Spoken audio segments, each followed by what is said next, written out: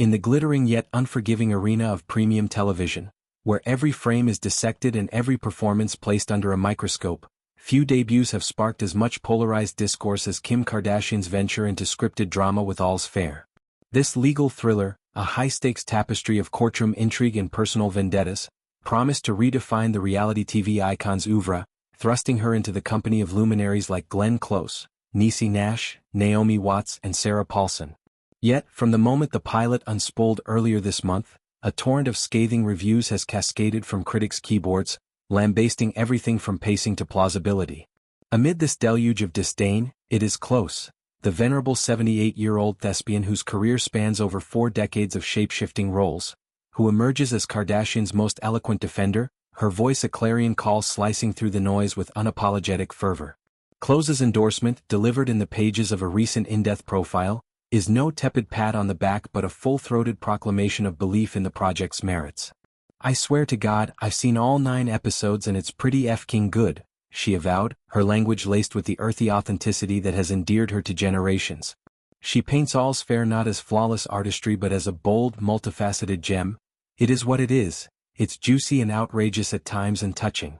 This nuanced appraisal acknowledges the show's penchant for melodrama, those gasp-inducing twists and larger-than-life confrontations, while highlighting its emotional undercurrents, the quiet moments where characters grapple with ambition's toll on the soul. For Close, a veteran of boundary-pushing fare like Fatal Attraction and Damages, such hybridity is the lifeblood of compelling television, a blend that hooks viewers while provoking introspection. Central to her advocacy is an unwavering praise for Kardashian herself, the 45-year-old matriarch whose tabloid-forged fame has long overshadowed her quieter pursuits. Close dubs her lovely and very smart, adjectives that transcend superficiality to affirm Kardashian's intellectual depth and relational warmth.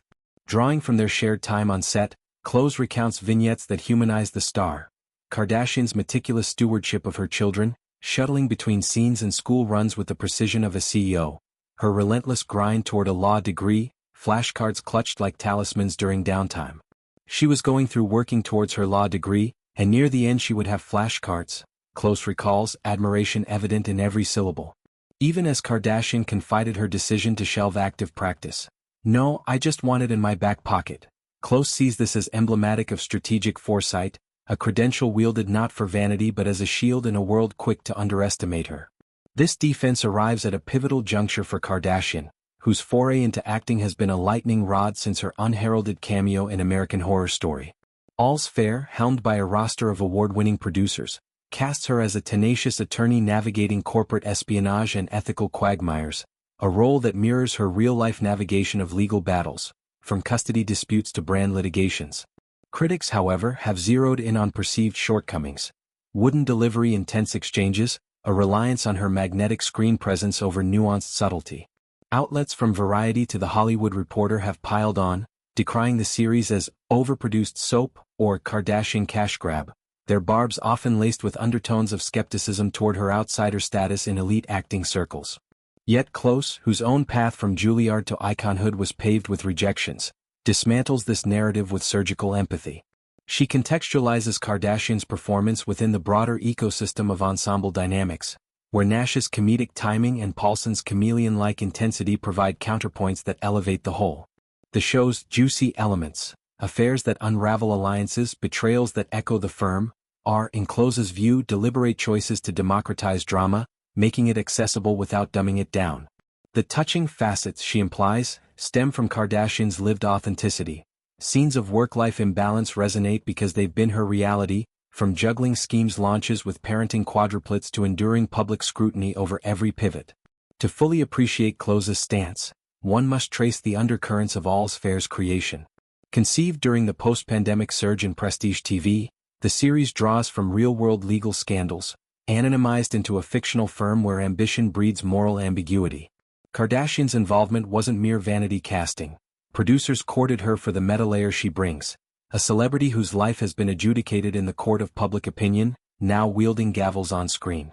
Filming spanned Los Angeles' sleek high-rises and shadowy boardrooms, a logistical ballet amid Kardashian's concurrent commitments.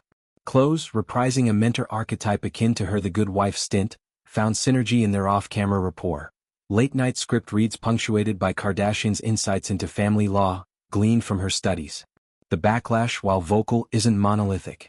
Streaming metrics reveal robust viewership, with episodes climbing charts on Hulu and international platforms, buoyed by Kardashian's 360 million Instagram followers who tune in for loyalty as much as curiosity.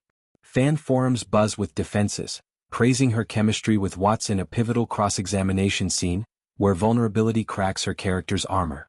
Close's interview, timed post-premiere, serves as a fulcrum, shifting discourse from snark to substance.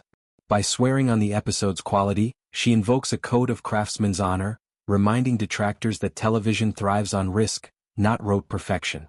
Kardashian's Law Odyssey adds poignant depth to this saga. Her bar exam travails, a first-attempt stumble she owned publicly, mirror the show's themes of perseverance. Close's anecdote of the flashcards humanizes this.